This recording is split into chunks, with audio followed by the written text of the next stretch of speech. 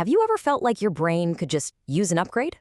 Well, today we're diving into Stoicism, and I want you to think of it less like a dusty old philosophy and more like a powerful operating system for your mind, one that's designed to help you thrive in our totally chaotic modern world.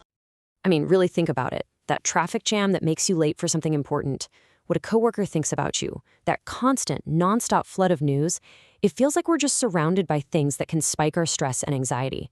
The amazing thing is the ancient Stoics knew this feeling inside and out, and they built an entire philosophy just to deal with it head on. All right, so first things first, we've got to clear the air. There is a huge misunderstanding about what it actually means to be Stoic with a lowercase s. So on the one hand, you have this common idea of a stoic person, someone who's kind of grim, unfeeling, just bottling up all their emotions. But the actual philosophy of Stoicism, it's pretty much the complete opposite.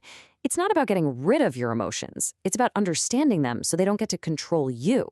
It's this incredibly dynamic, rational guide to, well, to flourishing. So if the goal isn't to become some kind of emotionless robot, then what is it? Well, the Stoics were aiming for something really specific, and honestly, I think it's kind of beautiful. The ultimate goal is eudaimonia. This amazing Greek word roughly translates to flourishing or living a life of really deep well-being. But here's the radical part. For the Stoics, eudaimonia doesn't come from the stuff we usually chase. Money, fame, power. Nope. It comes from something that's entirely within our own control. Our character, our virtue. And this really gets to the heart of how they thought about it. The Stoics made this bold claim that virtue is the sole good. It's the only thing you truly need for a flourishing life. They were building on ideas from thinkers like Aristotle, who pointed out that virtue isn't just some concept you learn about. It's something you have to do. It's all about how you act and how you think, from one moment to the next. Okay, so how do we actually do that? How do we possess and exercise this virtue? What are the practical steps? Well, the Stoics developed this powerful set of mental tools to help us analyze our world, and maybe more importantly, our reactions to it.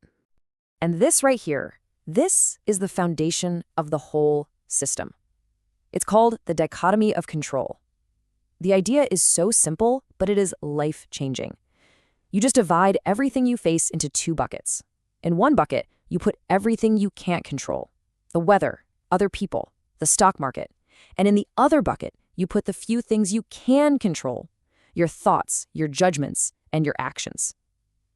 The Stoics said that all our suffering comes from trying to control that first bucket. So true peace of mind, it comes from focusing only on the second. Now, that doesn't mean you just give up on everything in the outside world. That's where this idea of indifference comes in. Things like health or wealth or your reputation, they aren't inherently good or bad for your ultimate happiness. They're indifferent. But, and this is important, the Stoics were super practical. They called things like health and wealth preferred indifference. Of course you should pursue them, but the key is that your core happiness should never, ever depend on having them. And this brings us right back to emotions. The Stoics made this brilliant distinction. On one side, you have what they called passions. Think of these as destructive emotions that are caused by making irrational judgments. For example, being terrified of losing money comes from the irrational belief that money is essential to your happiness. But on the other side, you have good feelings. These are rational, healthy, emotional responses to what is truly good, virtue. So a Stoic wouldn't feel some manic high from winning the lottery, but they would feel a deep, profound joy from acting with courage or seeing a friend do the right thing. This philosophy wasn't just debated in some ivory tower. It was lived and it was tested in the real world by people from every single walk of life, from the very bottom of society all the way to the top. So it all started with Zeno in Athens, but look at how it took off in the Roman Empire. This is what proves how practical it was. You've got Seneca, who was one of the wealthiest men in Rome. Then you have Epictetus, who literally started life as a slave and became one of the most respected teachers in history. And then, at the absolute peak of power, you have Marcus Aurelius, the emperor of Rome, using Stoicism as his personal playbook. This was a philosophy for everyone. And that universal appeal really comes from this core Stoic belief that was just totally radical for its time, cosmopolitanism. It's the idea that we are all citizens of the world, first and foremost. Before you're a Roman or a Greek, a slave or an emperor, you are a member of the human community. It's such a powerful call to see our shared humanity above absolutely everything else.